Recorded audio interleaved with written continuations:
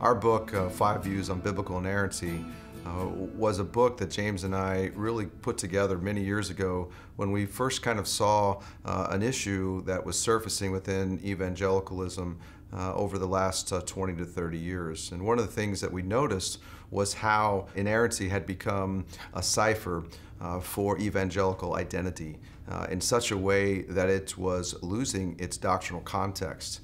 And what we really believed was that if we could properly locate the doctrine of inerrancy, for example, within the doctrine of Scripture, which is also then located within the doctrine of Revelation, and then begins, then that way we'd be able to add more depth to our understanding of what inerrancy is about. And so one of the reasons that we felt this book is important is that it would be able then for readers to know the theological decisions that they would need to make at arriving at a doctrine of inerrancy.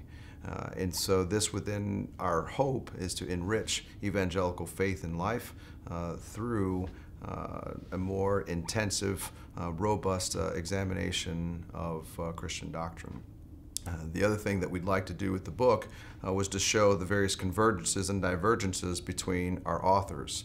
And so we had come to the decision that we should have 2 biblical scholars, that we should also have 2 theologians and 1 church historian, as well as a diversity of opinion about the nature of inerrancy itself. And by tracing the various convergences and divergences between the authors, you'll see the kinds of theological decisions that they make. And hopefully that will be able then to help readers to better understand the kind of decisions that they need to make when arriving at a doctrine of inerrancy.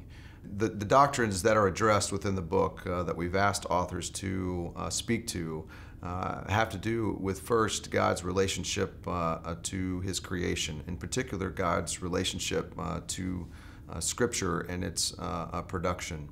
And then we looked at the doctrine of inspiration, and then we asked authors to also consider somewhat of a meta issue having to deal with truth. And we felt like this was really one of the key issues that was going on within the discussion debate itself.